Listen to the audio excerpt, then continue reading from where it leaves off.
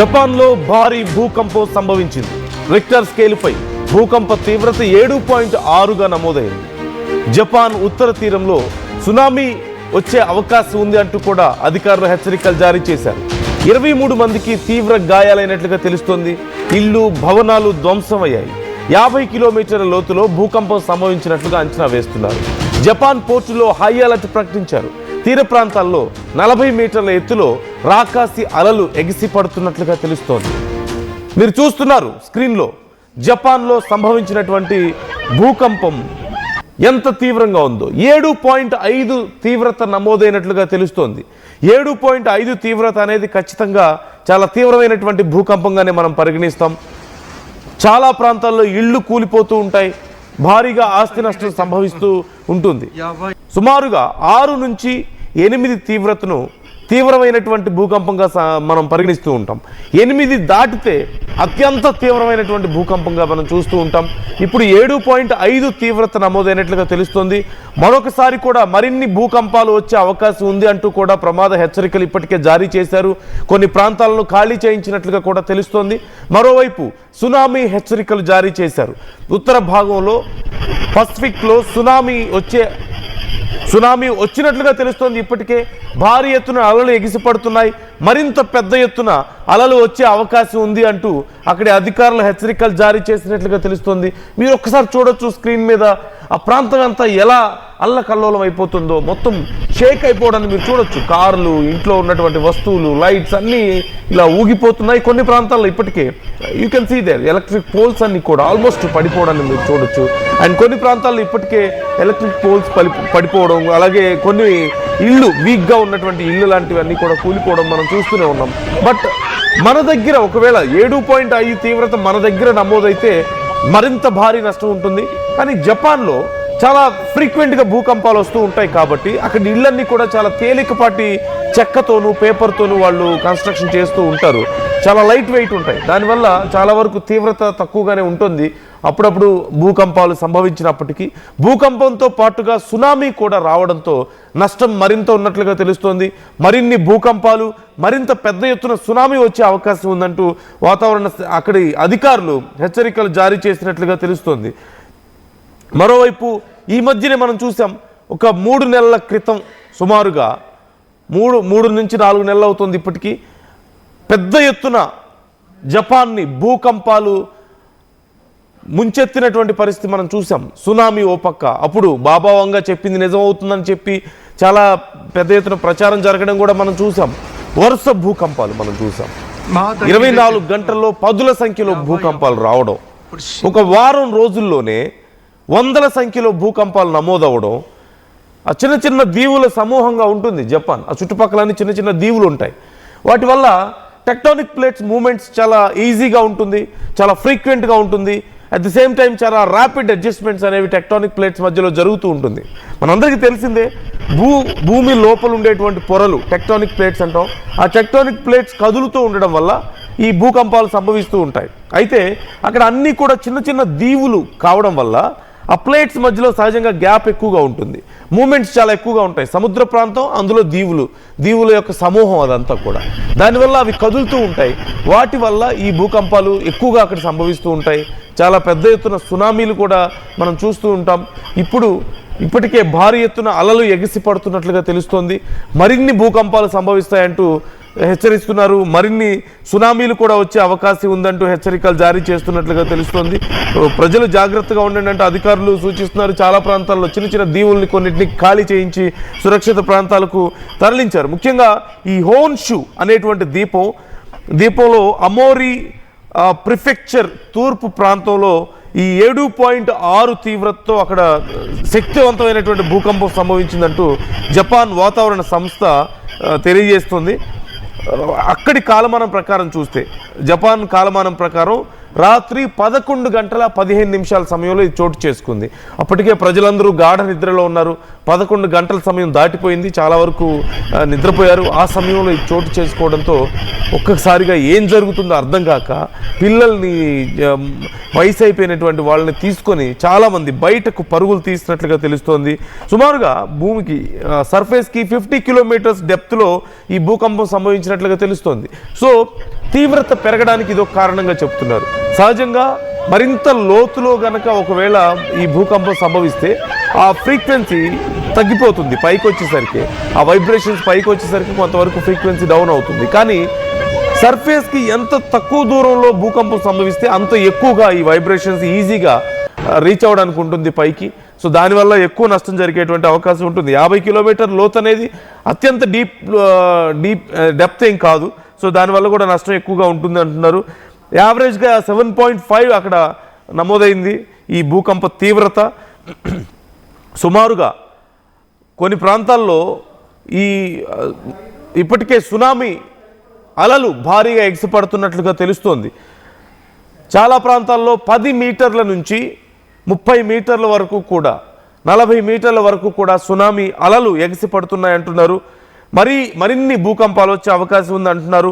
అమోరీకి దక్షిణంగా ఉన్నటువంటి ఇవాటే ప్రిఫెక్చర్లోని కుజి ఓడ్రేవ్లో 70 సెంటీమీటర్ల అంటే 2 అడుగుల 4 అంగుళాల ఎత్తులో అక్కడ రాకాసి అలలు ఎగిసిపడుతున్నాయి. కొన్ని ప్రాంతాల్లో 10 అడుగులు, కొన్ని ప్రాంతాల్లో అంతకంటే పెద్ద ఎత్తున ఈ అలలు ఎగిసి పడుతున్నట్లుగా తెలుస్తోంది. ఇప్పటికే 23 మంది గాయపడ్డారు. ఒకరి పరిస్థితి విషమంగా ఉందంటున్నారు. చాలా ప్రాంతాల్లో ఆస్తి నష్టం సంభవించింది. అయితే ఇప్పటి వరకు 7.5 తీవ్రత భూకంపం వచ్చినప్పటికీ కూడా ఇప్పుడు అక్కడ ప్రజల్ని భయపెడుతున్నది మరిన్ని భూకంపాలు వస్తాయి, మరిన్ని సునామీలు వస్తాయంటూ అధికారులు చెప్పడమే. సో చాలా సెన్సిబుల్ ప్రాంతాల్లో ఉన్న వాళ్ళు, ఎక్కువ వల్నరబుల్గా ఉన్నటువంటి ప్రాంతాల నుంచి ప్రజల్ని వేరే ప్రాంతాలకు తరలిస్తున్నట్లుగా తెలుస్తుంది. కొన్ని దీవుల్ని, చిన్న చిన్న దీవుల్ని ఖాళీ చేయించారు. చాలా ఈజీగా సముద్రంలో కలిసిపోతాయి కొన్ని దీవులు భారీగా సునామీ వచ్చిందంటే. సో ఆ దీవుల్ని ఖాళీ చేయించే పనిలో ఉన్నట్లుగా తెలుస్తుంది. అయితే ఎప్పటి వరకు వీటి ప్రభావం ఉంటుంది అనేది మాత్రం చెప్పలేకపోతున్నారట అధికారులు. అంటే మహా అయితే ఇప్పుడు 1 రోజు 2 రోజుల్లో వీటి ప్రభావం పూర్తిగా పోతుంది అని సహజంగా చెప్తూ ఉంటారు. కానీ ఇప్పుడున్న కండిషన్లో ఎప్పటి వరకు దీని ప్రభావం ఉంటుందని చెప్పలేని పరిస్థితి నెలకొంది. కాబట్టి ప్రజలు జాగ్రత్తగా ఉండండి, ఎమర్జెన్సీ లైన్స్కి ఎప్పటికప్పుడు అందుబాటులో ఉండండి అంటూ అధికారులు సూచిస్తున్నట్లుగా తెలుస్తోంది. సో మరొకసారి గతంలో లాగానే 100 భూకంపాలు ఎలాగైతే చోటు చేసుకున్నాయో ఒక 1 వీక్ స్పాన్లో మనం చూసాం. మోర్ దాన్ అప్రాక్సిమేట్లీ 200-300 ఎర్త్క్వేక్స్ మనం చూసాం. కొన్ని చిన్నపాటి ఉంటే కొన్ని పెద్దవి ఉన్నాయి. At the same time tsunami చూసాం గతంలో. బాబా వంగ ప్రిడిక్షన్ అని చెప్పారు చాలామంది. ఇక్కడితో జపాన్ మునిగిపోతుందన్నారు. చాలా పెద్దది జరిగింది గందరగోళం. అప్పుడు ప్రజలు అక్కడ జపాన్ ప్రజలు కూడా భయపడ్డారు. జపాన్ ప్రజలు కూడా అది నిజం అనుకున్నారు. ఎందుకంటే 24 అవర్స్లో 20-30 భూకంపాలు వచ్చేసేవి. ఎలా అర్థం చేసుకోవాలి? ఎప్పుడు చూసినా అక్కడ షేక్ అవుతూ ఉండేది ఆ ప్రాంతం అంతా కూడా. ఎప్పుడు చూసినా ఆ ఎర్త్క్వేక్స్ ఎఫెక్ట్ చాలా ఎక్కువగా ఉండేది. సునామీ ఓ పక్క ఎప్పుడు వస్తుందో ఎప్పుడు మునిగిపోతుందో తెలియని పరిస్థితి. చాలా దీవుల్ని ఖాళీ చేయించారు అప్పుడు. ఇప్పుడు మరొకసారి అలాంటి పరిస్థితులు ఏమైనా వస్తున్నాయా? మరొకసారి జపాన్కి భారీ నష్టం పొంచి ఉందా అనే అనుమానాలు వస్తున్నాయి. ఎందుకు? ఏదో ఒకసారి కొన్ని సెకండ్ల పాటు భూమి కంపించింది వెళ్ళిపోయింది అంటే ఓకే, దానికి తోడు సునామీ, దీనికి తోడు మరిన్ని భూకంపాలు రావచ్చు అంటున్నారు. వాటి వల్ల మరిన్ని సునామీలు చోటు చేసుకునే అవకాశం ఉందంటున్నారు. ఇప్పుడు ఈ విషయం ఎక్కువ భయపెడుతోంది జపాన్ ప్రజల్ని. ఇంకెంత నష్టపోవాలి అని చెప్పి వాళ్ళు బాధపడుతున్నటువంటి పరిస్థితి కనిపిస్తోంది. గవర్నమెంట్స్ ఇప్పటికే యాక్షన్ తీసుకుంటున్నాయి. సో మీరేమనుకుంటున్నారు? Try to comment your opinions also.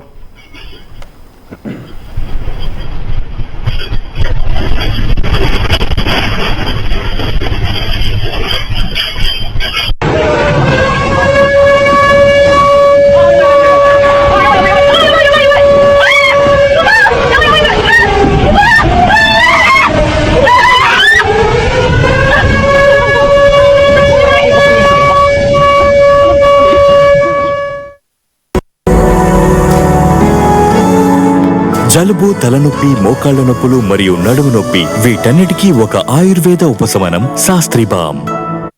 ఇప్పుడు షాద్ నగర్ వైపు ఉన్న స్వర్గసీమ వెంచర్ లో ప్లాట్ల పండగ వచ్చింది. నూతన వెంచర్ అమేయ రూపంలో అప్రూవ్డ్ ప్లాట్లు, resort facility, reasonable price. Swargaseema వారి నూతన వెంచర్ అమేయ. నగల సామ్రాజ్యం పెద్దది, మన వేడుకల్లో నగల పాత్ర పెద్దది. నగల్లో మన సంప్రదాయం అది పెద్దది. అదే విధంగా నగలు కొనేటప్పుడు మీ సేవింగ్స్ కూడా ఇకపై పెద్దగా ఉంటుంది. అన్ని నగల తరుగును ముందు కన్నా ఇంకా తగ్గించాం. ఈ తక్కువ తరుగును చూస్తే వెంటనే నగలు కొనేస్తారు. డైమండ్ జ్యువెలరీ ధరలు కూడా పెద్ద లెవెల్లో తగ్గించాం. ఇకపై అందరూ డైమండ్ జ్యువెలరీ కొనుక్కోవచ్చు. ఏ ఆఫర్లోనూ పక్కదారి పట్టకండి. ఇక్కడికొచ్చి కంపేర్ చేస్తేనే తెలుస్తుంది మీకు ఎంత పెద్దగా డబ్బులు ఆదా అవుతుందో అని. కన్నా ఎక్కువ ఇస్తే మీరు కష్టపడి సంపాదించిన డబ్బు వృధా చేసినట్టే.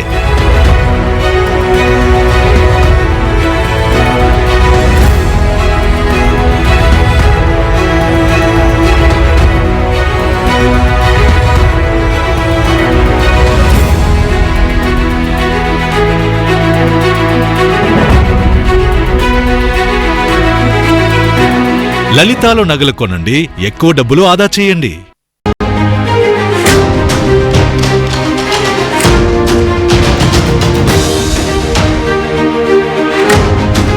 జపాన్లో భారీ భూకంపం సంభవించింది.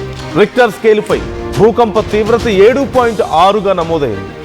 జపాన్ ఉత్తర తీరంలో సునామీ వచ్చే అవకాశం ఉంది అంటూ కూడా అధికారులు హెచ్చరికలు జారీ చేశారు. 23 మందికి తీవ్ర గాయాలైనట్లుగా తెలుస్తోంది. ఇళ్లు, భవనాలు ధ్వంసమయ్యాయి. 50 కిలోమీటర్ల లోతులో భూకంపం సంభవించినట్లుగా అంచనా వేస్తున్నారు. జపాన్ పోర్టులో హై అలర్ట్ ప్రకటించారు. తీర ప్రాంతాల్లో 40 మీటర్ల ఎత్తులో రాకాసి అలలు ఎగిసి పడుతున్నట్లుగా తెలుస్తోంది. మీరు చూస్తున్నారు స్క్రీన్లో జపాన్లో సంభవించినటువంటి భూకంపం ఎంత తీవ్రంగా ఉందో. 7.5 తీవ్రత నమోదైనట్లుగా తెలుస్తోంది. 7.5 తీవ్రత అనేది ఖచ్చితంగా చాలా తీవ్రమైనటువంటి భూకంపంగానే మనం పరిగణిస్తాం. చాలా ప్రాంతాల్లో ఇళ్లు కూలిపోతూ ఉంటాయి. భారీగా ఆస్తి నష్టం సంభవిస్తూ ఉంటుంది. సుమారుగా 6 నుంచి 8 తీవ్రమైనటువంటి భూకంపంగా మనం పరిగణిస్తూ ఉంటాం. 8 దాటితే అత్యంత తీవ్రమైనటువంటి భూకంపంగా మనం చూస్తూ ఉంటాం. ఇప్పుడు 7.5 తీవ్రత నమోదైనట్లుగా తెలుస్తోంది. మరొకసారి కూడా మరిన్ని భూకంపాలు వచ్చే అవకాశం ఉంది అంటూ కూడా ప్రమాద హెచ్చరికలు ఇప్పటికే జారీ చేశారు. కొన్ని ప్రాంతాలను ఖాళీ చేయించినట్లుగా కూడా తెలుస్తోంది. మరోవైపు సునామీ హెచ్చరికలు జారీ చేశారు. ఉత్తర భాగంలో పసిఫిక్లో సునామీ వచ్చినట్లుగా తెలుస్తోంది. ఇప్పటికే భారీ ఎత్తున అలలు ఎగిసిపడుతున్నాయి. మరింత పెద్ద ఎత్తున అలలు వచ్చే అవకాశం ఉంది అంటూ అక్కడి అధికారులు హెచ్చరికలు జారీ చేసినట్లుగా తెలుస్తోంది. మీరు ఒక్కసారి చూడొచ్చు స్క్రీన్ మీద ఆ ప్రాంతం అంతా ఎలా అల్లకల్లోలం అయిపోతుందో, మొత్తం షేక్ అయిపోవడాన్ని మీరు చూడొచ్చు. కార్లు, ఇంట్లో ఉన్నటువంటి వస్తువులు, లైట్స్ అన్నీ ఇలా ఊగిపోతున్నాయి. కొన్ని ప్రాంతాల్లో ఇప్పటికే you can see there electric poles అన్ని కూడా ఆల్మోస్ట్ పడిపోవడాన్ని మీరు చూడొచ్చు. అండ్ కొన్ని ప్రాంతాల్లో ఇప్పటికే ఎలక్ట్రిక్ పోల్స్ పడిపోవడం, అలాగే కొన్ని ఇళ్ళు వీక్గా ఉన్నటువంటి ఇళ్ళు లాంటివన్నీ కూడా కూలిపోవడం మనం చూస్తూనే ఉన్నాం. బట్ మన దగ్గర ఒకవేళ 7.5 తీవ్రత మన దగ్గర నమోదైతే మరింత భారీ నష్టం ఉంటుంది. కానీ జపాన్లో చాలా ఫ్రీక్వెంట్గా భూకంపాలు వస్తూ ఉంటాయి కాబట్టి అక్కడ ఇళ్ళన్నీ కూడా చాలా తేలికపాటి చెక్కతోనూ పేపర్తోనూ వాళ్ళు కన్స్ట్రక్షన్ చేస్తూ ఉంటారు. చాలా లైట్ వెయిట్ ఉంటాయి. దానివల్ల చాలా వరకు తీవ్రత తక్కువగానే ఉంటుంది. అప్పుడప్పుడు భూకంపాలు సంభవించినప్పటికీ భూకంపంతో పాటుగా సునామీ కూడా రావడంతో నష్టం మరింత ఉన్నట్లుగా తెలుస్తోంది. మరిన్ని భూకంపాలు, మరింత పెద్ద ఎత్తున సునామీ వచ్చే అవకాశం ఉందంటూ అక్కడి అధికారులు హెచ్చరికలు జారీ చేసినట్లుగా తెలుస్తోంది. మరోవైపు ఈ మధ్యనే మనం చూసాం, ఒక 3 నెలల క్రితం సుమారుగా 3 నుంచి 4 నెలలు అవుతుంది ఇప్పటికీ, పెద్ద ఎత్తున జపాన్ని భూకంపాలు ముంచెత్తినటువంటి పరిస్థితి మనం చూసాం. సునామీ ఓ పక్క, అప్పుడు బాబా వంగ చెప్పింది నిజమవుతుందని చెప్పి చాలా పెద్ద ఎత్తున ప్రచారం జరగడం కూడా మనం చూసాం. వరుస భూకంపాలు మనం చూసాం. 24 గంటల్లో 10ల సంఖ్యలో భూకంపాలు రావడం, ఒక వారం రోజుల్లోనే 100ల సంఖ్యలో భూకంపాలు నమోదవడం. ఆ చిన్న చిన్న దీవుల సమూహంగా ఉంటుంది జపాన్. ఆ చుట్టుపక్కలన్నీ చిన్న చిన్న దీవులు ఉంటాయి. వాటి వల్ల టెక్టానిక్ ప్లేట్స్ మూమెంట్స్ చాలా ఈజీగా ఉంటుంది, చాలా ఫ్రీక్వెంట్గా ఉంటుంది. అట్ ది సేమ్ టైం చాలా ర్యాపిడ్ అడ్జస్ట్మెంట్స్ అనేవి టెక్టానిక్ ప్లేట్స్ మధ్యలో జరుగుతూ ఉంటుంది. మనందరికీ తెలిసిందే, భూమి లోపల ఉండేటువంటి పొరలు టెక్టానిక్ ప్లేట్స్ అంటాం. ఆ టెక్టానిక్ ప్లేట్స్ కదులుతూ ఉండడం వల్ల ఈ భూకంపాలు సంభవిస్తూ ఉంటాయి. అయితే అక్కడ అన్నీ కూడా చిన్న చిన్న దీవులు కావడం వల్ల ఆ ప్లేట్స్ మధ్యలో సహజంగా గ్యాప్ ఎక్కువగా ఉంటుంది, మూమెంట్స్ చాలా ఎక్కువగా ఉంటాయి. సముద్ర ప్రాంతం, అందులో దీవుల యొక్క సమూహం అదంతా కూడా, దానివల్ల అవి కదులుతూ ఉంటాయి. వాటి వల్ల ఈ భూకంపాలు ఎక్కువగా అక్కడ సంభవిస్తూ ఉంటాయి. చాలా పెద్ద ఎత్తున సునామీలు కూడా మనం చూస్తూ ఉంటాం. ఇప్పటికే భారీ ఎత్తున అలలు ఎగిసి పడుతున్నట్లుగా తెలుస్తోంది. మరిన్ని భూకంపాలు సంభవిస్తాయంటూ హెచ్చరిస్తున్నారు. మరిన్ని సునామీలు కూడా వచ్చే అవకాశం ఉందంటూ హెచ్చరికలు జారీ చేస్తున్నట్లుగా తెలుస్తోంది. ప్రజలు జాగ్రత్తగా ఉండండి అంటూ అధికారులు సూచిస్తున్నారు. చాలా ప్రాంతాల్లో చిన్న చిన్న దీవుల్ని కొన్నింటిని ఖాళీ చేయించి సురక్షిత ప్రాంతాలకు తరలించారు. ముఖ్యంగా ఈ హోన్షు అనేటువంటి దీపంలో అమోరి ప్రిఫెక్చర్ తూర్పు ప్రాంతంలో ఈ 7.6 తీవ్రతతో అక్కడ శక్తివంతమైనటువంటి భూకంపం సంభవించిందంటూ జపాన్ వాతావరణ సంస్థ తెలియజేస్తుంది. అక్కడి కాలమానం ప్రకారం చూస్తే, జపాన్ కాలమానం ప్రకారం రాత్రి 11 గంటల 15 నిమిషాల సమయంలో ఇది చోటు చేసుకుంది. అప్పటికే ప్రజలందరూ గాఢ నిద్రలో ఉన్నారు. 11 గంటల సమయం దాటిపోయింది, చాలా వరకు నిద్రపోయారు. ఆ సమయంలో ఇది చోటు చేసుకోవడంతో ఒక్కసారిగా ఏం జరుగుతుందో అర్థం కాక పిల్లల్ని, వయసు అయిపోయినటువంటి వాళ్ళని తీసుకొని చాలామంది బయటకు పరుగులు తీసినట్లుగా తెలుస్తోంది. సుమారుగా భూమికి సర్ఫేస్కి 50 కిలోమీటర్స్ డెప్త్లో ఈ భూకంపం సంభవించినట్లుగా తెలుస్తోంది. సో తీవ్రత పెరగడానికి ఇదొక కారణంగా చెప్తున్నారు. సహజంగా మరింత లోతులో గనక ఒకవేళ ఈ భూకంపం సంభవిస్తే ఆ ఫ్రీక్వెన్సీ తగ్గిపోతుంది. పైకి వచ్చేసరికి ఆ వైబ్రేషన్స్ పైకి వచ్చేసరికి కొంతవరకు ఫ్రీక్వెన్సీ డౌన్ అవుతుంది. కానీ సర్ఫేస్కి ఎంత తక్కువ దూరంలో భూకంపం సంభవిస్తే అంత ఎక్కువగా ఈ వైబ్రేషన్స్ ఈజీగా రీచ్ అవ్వడానికి ఉంటుంది పైకి. సో దానివల్ల ఎక్కువ నష్టం జరిగేటువంటి అవకాశం ఉంటుంది. 50 కిలోమీటర్ లోతు అనేది అత్యంత డీప్ డెప్త్ ఏం కాదు. సో దానివల్ల కూడా నష్టం ఎక్కువగా ఉంటుంది అంటున్నారు. యావరేజ్గా 7.5 అక్కడ నమోదైంది ఈ భూకంప తీవ్రత. సుమారుగా కొన్ని ప్రాంతాల్లో ఇప్పటికే సునామీ అలలు భారీగా ఎగిసిపడుతున్నట్లుగా తెలుస్తోంది. చాలా ప్రాంతాల్లో 10 మీటర్ల నుంచి 30 మీటర్ల వరకు కూడా, 40 మీటర్ల వరకు కూడా సునామీ అలలు ఎగిసిపడుతున్నాయంటున్నారు. మరిన్ని భూకంపాలు వచ్చే అవకాశం ఉంది అంటున్నారు. అమోరీకి దక్షిణంగా ఉన్నటువంటి ఇవాటే ప్రిఫెక్చర్లోని కుజి ఓడ్రేవ్లో 70 సెంటీమీటర్ల అంటే 2 అడుగుల 4 అంగుళాల ఎత్తులో అక్కడ రాకాసి అలలు ఎగిసిపడుతున్నాయి. కొన్ని ప్రాంతాల్లో 10 అడుగులు, కొన్ని ప్రాంతాల్లో అంతకంటే పెద్ద ఎత్తున ఈ అలలు ఎగిసి పడుతున్నట్లుగా తెలుస్తోంది. ఇప్పటికే 23 మంది గాయపడ్డారు. ఒకరి పరిస్థితి విషమంగా ఉందంటున్నారు. చాలా ప్రాంతాల్లో ఆస్తి నష్టం సంభవించింది. అయితే ఇప్పటి వరకు 7.5 తీవ్ర